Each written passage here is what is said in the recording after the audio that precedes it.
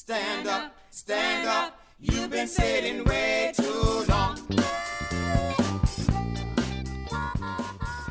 Welcome to this special edition of the Ralph Nader Radio Hour. I'm Steve Scrovan.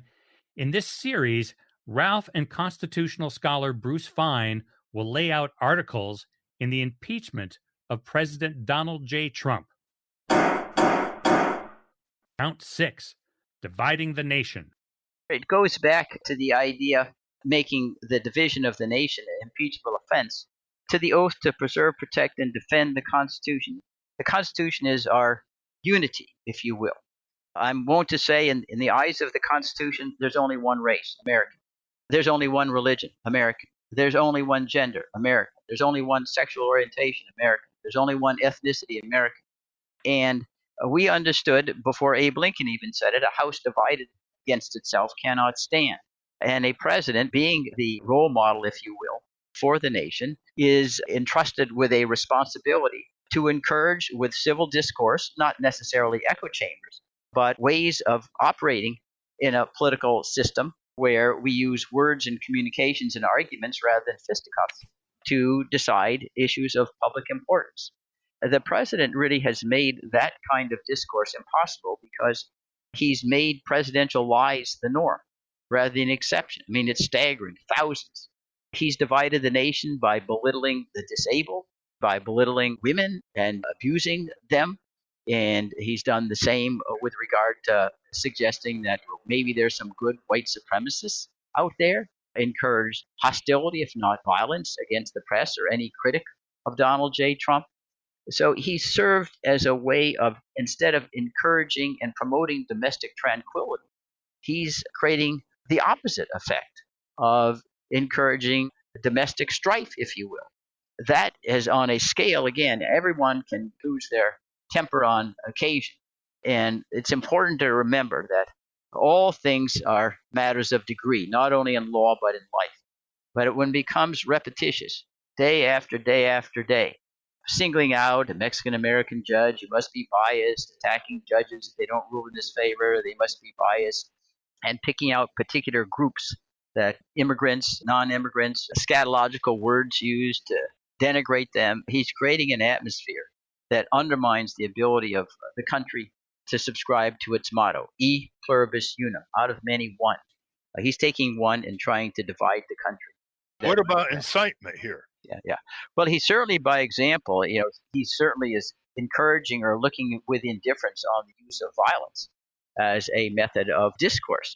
That's like trial by ordeal. We're going back to the Middle Ages when he kind of laughs at, somebody ought to be beaten up. And he uses these words with such insouciance as though they don't have any consequences. Well, and the President of the United States shows a complacency with using violence. That sends a signal out there.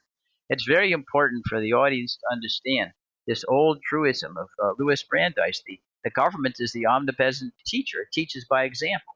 And if you have government officials looking at violence with indifference, the people will take that as a message, and you end up with something approaching anarchy. We're not right there, but impeachment is designed to head off disaster before it occurs. You don't wait till the Titanic has hit the iceberg and then try to make remedial efforts. Has any president ever said that if he was impeached, there would be civil war in our country, violence in the streets, as Donald Trump has? No, and you can say that in the context, he's saying that's what he would encourage if he indeed was impeached. I mean, listen, I lived through the Nixon impeachment and the Clinton impeachments, and despite all the rancor, if you will, neither president said, well, if I get convicted, I'm going to call out the troops there. Even if it's not the official troops, I'll get my supporters, and we'll be rioting in the streets trying to violate the process. So Mr. Trump has definitely taken his disdain for constitutional processes to a new level. You've pointed out that Mr. Trump has failed to superintend or check the chronic lawlessness of his subordinates in the executive branch, cabinet secretaries, agency heads, and that becomes a dereliction of duty that actually was foreseen, was it not, by James Madison and George Washington? Yes, certainly James Madison in the House of Representatives said a president who fails to superintend the excesses of his subordinates is an impeachable offense. The president's supposed to be a full-time job, not part-time You show up when you're not playing golf. And President Trump, he's very seldom in the White House. I don't know whether you're counting up the days, but this is a man who spends most of his time tweeting and maybe watching TV. The deliberative processes are very rare, if at all, in his decision making. And that's corroborated by both direct and indirect memoirs, recollections of those who have worked in the White House. Almost stunning how indifferent he is to serious thinking about very difficult questions, which I think explains, Ralph, why oftentimes his decisions have a shelf life of about 3 minutes, and then he does the opposite without any qualms whatsoever. He says, well, I just changed my mind. It does seem that many of the framers of our Constitution, writing in what's called the Federalist Papers, which were actually newspaper articles at the time, tried to establish high expectations for the future presidents of the United States.